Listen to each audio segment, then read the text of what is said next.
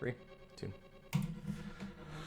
Welcome back to the finale of Link to the Past. Well, The Legend of Zelda, A Link to the Past. I almost combined them. I think I've done that like 4 or 5 times in this. But we are going through GT right now, Ganon's Tower. You remember earlier in Hookshot Cave there was some hidden stuff. Just bonk there and you can get over.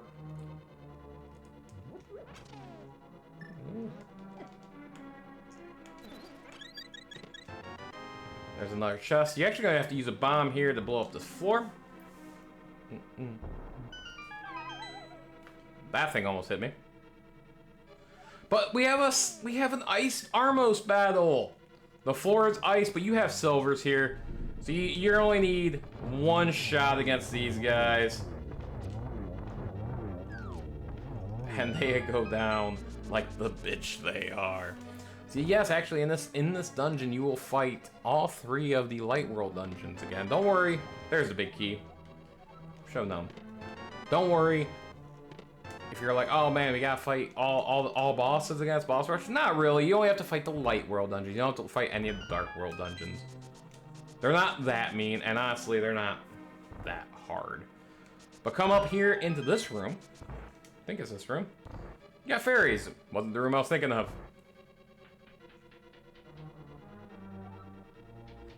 But here is your final big chest. This is not required, but it is so useful. It is the red mail, and it protects you even better. I think it's like 75% less damage for most things. It is super useful. So I'm going to save a key. And I'm not going to go through that door, even though that is technically the quicker route. And I'm actually going to come over to the right. You don't need to do this side, by the way. But I'm showing off all the chests. Because that's what we do as a good LPer here. It's one of the few times I'm actually 100%ing a game like this. Here you'll need the KS Mario. Get your cape ready. This is a tile room. You can avoid it. But here's a weird thing about the cape. I am holding on to the wall. And when you're holding on the wall, for some reason, you don't lose magic. So you can just go, obviously that wall master's an asshole. You can just go through this whole sequence, holding on the wall, and have nothing to worry about. Why do you want to go through and wait all this time? Because there is a chest in this room. Do you need this chest? Obviously, that's a no. But there is a chest in here. So I'm going to get it. So there it is. That thing's chasing me. It is a small key. And then we turn here, and now we will do that. Now we will get our, oops. We will get our, I got hit by a wall master. Son of a bitch.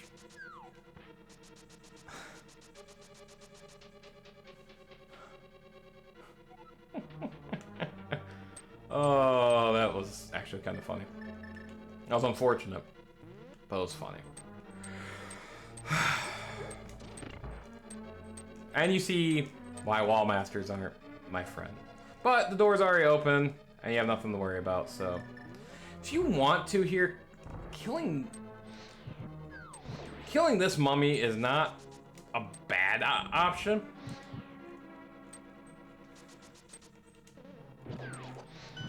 The biggest thing here is getting in this door before one of the torches. One of the torches, you can also use silvers for these assholes. Which is nice. So, we still got magic.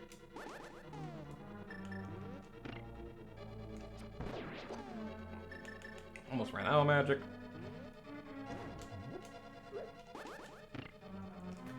I think there's just a slight bit of magic up here. And these are the final, and these are four of the last chests. There's one more, there's a few more chests to grab yet up further, but again, these do not matter. If you don't need them. There is more to this dungeon if you want to go through, but there is really nothing to grab necessarily. But you want to make sure you have one key going up. I think it's one. I think you're fine with one.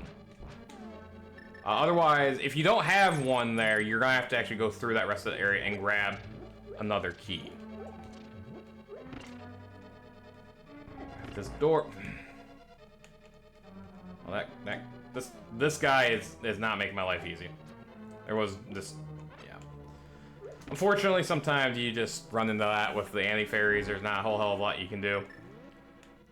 Here, grab the wall, and so these, I didn't really mention with these mimics, they go the opposite direction of what you press on your D-pad. If you hold the wall, they'll still do that, and that's actually kind of useful. And if they, and the red ones, the red ones will shoot at you, but you can block it with the mirror shield. You cannot block Beamos beams with the mirror shield. That's sad and unfortunate, but that is a reality. These guys will come alive, but you have nothing to worry about.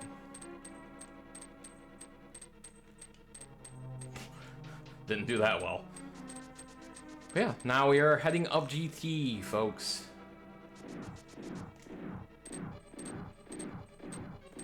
Just to show this off, there is actually fairies over here. I didn't think that bomb was close enough.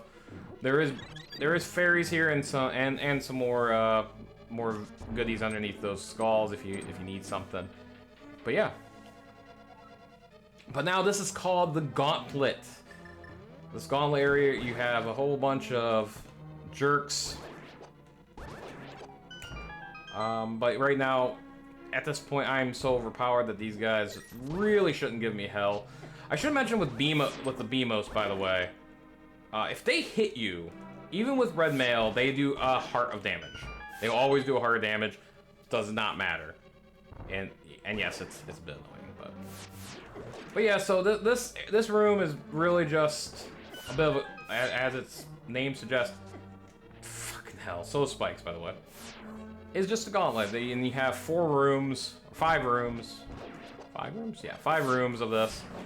Not overly difficult, depending on where you're at. That guy, if I shoot an arrow at that guy, it seems like 9 out of 10 times when I shoot an arrow, he will move a different way and he will miss the arrow. If I don't shoot an arrow, he will be right where I need to be for the arrow. And now we have Land Molas 2, Electric Boogaloo. I'm usually not good at hitting these guys with arrows, and I just went 3 for 3. That's rare for me. But with silvers, they go down like a bitch. And honestly, again, more goodies to help. Again, you don't really need to worry about that too much. This room's always fun because if you use your Cansamaria and use another secondary ability, you can hit all 3 of them. It's just fun. I didn't really mention that about Cansamaria. That is a attack as well. And you also have another fun room. Oh, I did that perfect. I've been messing that room up in last few times I played randomizer. Those guys can be pointed the wrong way and they will make your life a living hell. All right, but now some more torches that you gotta light. There is 4 of them. The first 3 I recommend lighting with the lamp. You can light with the fire rod if you want, but if you're conserving magic, maybe you don't necessarily want to do that. And you're good. Come up here for some full magic. I don't know if this version's gonna do it, but if you walk down these steps right when that hits, you will fuck the game up. And it will soft lock you and you have to restart the dungeon, and it's actually really annoying.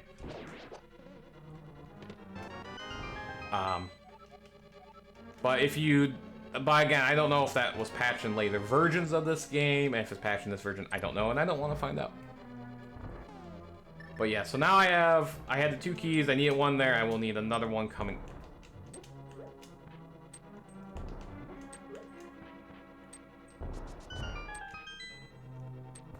I fucked that up twice.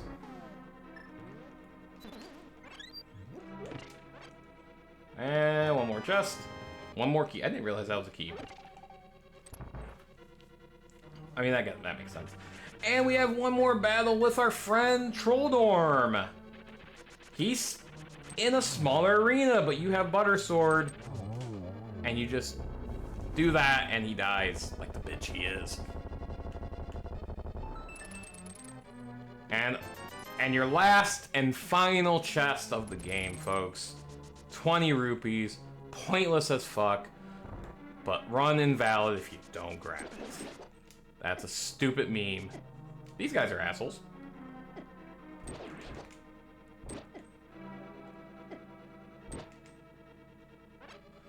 I fucked this room up.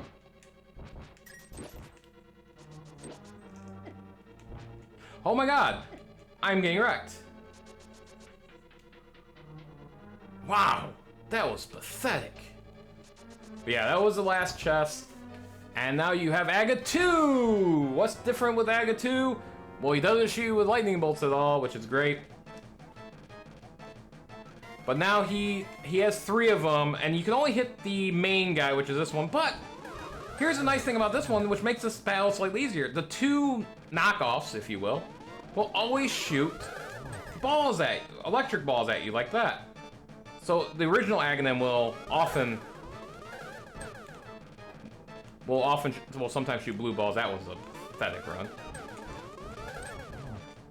I had that count as a single, but you can hit them 2 to 3 times, up to 3 times. Every time they do start getting desynced a bit, but yeah, I think this battle is actually easier than Aga 1. That was unlucky. You still have to hit like 5 or 6 times. You have to have the same amount of times you did before. And yeah, so that's not weird at all. But yeah, so Aga 2 is honestly pretty easy. You have nothing to worry about. But yeah, so the duck for some reason actually worked in Dark World, even though you actually can't use them in Dark World typically. But here, he shows up and be your friend, and you chase after the bat, which is Ganon himself, and he was really Agahnim all along. And folks, it's time for the big battle. I will tell you, if you need health or you need potions, go get it. Where I'm at now, this battle isn't hard. But if you're not careful, first time, he's gonna be a pain. Cause so much trouble. Somebody see the hero Agahnim, the Dark Wizard, twice. But I'll never give you the Triforce. I will restore you to make my wish to conquer both light and dark world come true without delay. So this is a 4-phase battle. With the gold sword, you only got him like 7 or 8 times, and you'll know it changes because he will do this.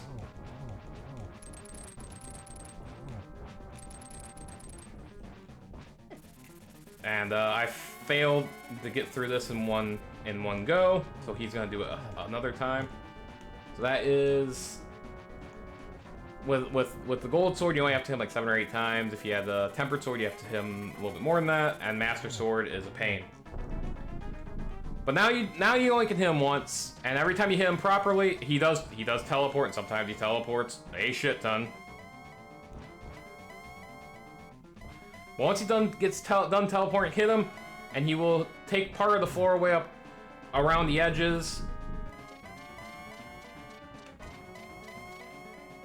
If you do not hit him, he will actually shoot a bat at you, and the bat's bad. So now that your floor is... Now that the floor is gone, you can fall down that floor, and it will restart. Just like Moldorm, you have to restart this entire battle. It is annoying. Oh. Bad, by the way, will knock you in the opposite direction that you were aimed. That you were pointing. So if you don't hit anything, you actually won't. This is a really shit battle. So here, you just hit him once and shoot him with arrows. Sometimes you can hit him twice with an arrow. There is a glitch you can do if you're really quick. I missed. That you can keep one of these torches on at all times. I didn't attempt it here. You don't need to. That glitch is really useful if you're going silverless, and you don't have bottles. But you hit him with four silver arrows, and he goes down. and congratulations, you've beaten the game. Be careful here, you can still fall if you're stupid, like, oh, can I fall? Yes, you can still fall, and that sucks. But just go up into here, and that is game, folks. And it's credit time. Hokusunk, I am the essence of the Triforce. Dot. And Randomizer, it has some like funny text that will sometimes come up here, like your princess is in a castle, or something along those lines. Grant the wishes in the heart and mind of the person who touches it. But yeah, folks, this is the game, and what a game this is. This is a game I obviously recommend to everybody. If you don't like 2D top-down types of games, obviously this game probably wouldn't be for you. But I am not a Legend of Zelda apologist. Like, I'm not. That's not really the word. I'm not someone that's the biggest fan of all Zeldas ever made. Like, I am very hit and miss on Zeldas. I've only really played and completed 3. I think 3. No, 2. Because I never completed Majora's Mask. But this one is phenomenal. I shouldn't say I have. I've barely played the NES version, Legend of Zelda, the first one. Never played the second one. Have no interest in playing. Those are very archaic, and just something I don't necessarily have any interest in playing. But I have played Wind Waker, and I have played Majora's Mask. I've beaten Wind Waker. Have not beaten Majora's Mask. I've also played Skyward Sword. That game sucks. But beyond that, I really haven't played much Zelda. I barely played Ocarina of Time, which is something I do want to do at some point. But this game is absolutely incredible, and I got into this game with Randomizer. I've talked about it in this playthrough, and you know, I beat the Randomizer version of this before I actually beat the main real version of this, which is bizarre. I know that's not usually how that works, but it got me into this game, and now this is, I feel like a broken record, just like at the end of Super Metroid. This is one of my favorite games of all time, and I absolutely adore this game to death. I love the boss battles. I love the music's really good. The dungeons are really good, especially when you get to know them. They're real good. But I have very little negative to say about this game. I don't think I got mad in this game once, where I can get mad at Mega Man X, with a couple things, or Super Metroid. I got annoyed with a couple things, even though that one's more me not understanding fully how to play the game in terms of the routing and stuff. This game I don't find myself getting mad at. Now, if I'm playing Randomizer, I do, but that's a different thing. That's not the game's fault. That's me having an unfortunate seed, or me not being good enough, or whatever. But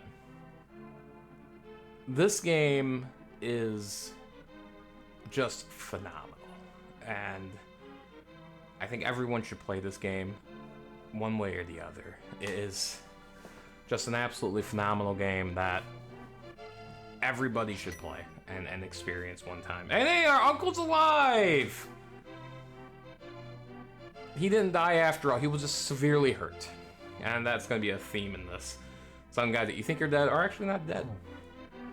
But here, we're going through the credits, and they're going through all this, and no, I adore this game to death, and I'm happy to play it for you guys on this channel, because it's just such a good game, and I don't remember playing this as a kid, and that's the weird thing. It's like Super Metroid. I had Super Nintendo. I played Super Nintendo games.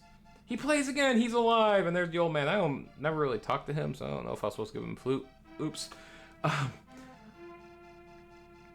no, I don't remember playing this game as a kid, and that's bizarre to me that I never played this game, or at least don't remember it. Maybe I did and didn't get into it. I don't remember. But I genuinely, and there's part of me that regrets, if you will. I don't want to say regrets because things happen, but like Super Metroid is the same way. Like, I wish I would have played those younger and come into this and be like, well, this one I can do pretty easily, but be expert at it and know this game by heart, but I'm happy to experience it as I've gotten older, and now I've played randomizer for about 8 years, 7, 8 years now, so 6, 7, 8 years. So I'm used to this game. But you know, Super Metroid, I played for the first time in 2024, like 30 years after the game came out. So, and it's like, man, I wish I would play that as a kid, or played it more as a kid. Maybe I did touch it once or twice, but I just don't remember it. But yeah, there is just this ending credits is super good. The music in this game is top notch, and I think this is really where Zelda really became good music. Now, later games, more or less, you know, oftentimes they'll remix songs that we've all known, obviously, you know. And the Master Sword sleeps again forever, but it doesn't sleep forever, but that's not the point. Obviously, we all know about the Zelda timeline and how fucked up that is, and you know, they made the book and then it still doesn't make sense, but I'm not even going to that. I don't really care about the Zelda timeline. Like, I care about the Mega Man X timeline. I don't care about the Mario timeline. I don't care about the Zelda timeline. But this is a phenomenal game, and it's crazy how good Nintendo can make their first party game, despite Nintendo being not maybe the best company in the world, but how good their games typically always are. And this game is another testament to that, you know, that they don't skimp typically. Yes, I can name a bad game in the Zelda series. I did Skyward Sword. I can name a game I don't like in the Mario series, but that's very objective. I don't like Super Mario Sunshine. A lot of people do. Understandably so. Like, I get why. I think it controls well, but I don't. But for the most part, their first party titles are really, really good. And I was talking to a buddy of mine about this, you know, with like Tears of the Kingdom and Breath of the Wild. Not games that I necessarily care to play. They're not my style. They're not bad. But they have proven that you don't need the craziest and best graphics for people to get into games. If you make a good game, people will play it. And I think that's something to keep in mind as we go forward, that graphics isn't everything, you know. But some people it is. But to me, I would rather play a 30-plus-year-old game that shows its age, but is really good over a modern-day title that maybe isn't as good, or maybe isn't as polished, or isn't as interesting, you know what I mean? But I've gotten into some tangents that, you know, ultimately it's all subjective, what you like and what you don't like. If you're someone that is a 20-year-old and you never played Super Nintendo, you probably couldn't get into something like this, and that's completely reasonable. I'm not old man yells at cloud, I'm just old man. Well, I'm not 40 yet, but I'm close. But, you know, I want to show off these games. That's one of the reasons why I'm doing this channel. I want to show off older games of my childhood and stuff, and maybe in the future play games that maybe I never played before. It's some first time playthroughs, like Sonic the Hedgehog. I barely ever played Sonic the Hedgehog. Didn't have a Genesis, so, you know, what would that be like at the first playthrough? You know, this channel is a hobby of mine. It's a keep your mind busy hobby, and you know, I don't necessarily care about stats or whatever, but I do enjoy doing this, and I do enjoy playing these games, and that, you know, and that's kind of where we're at right now. And I love this game, and I mentioned earlier in the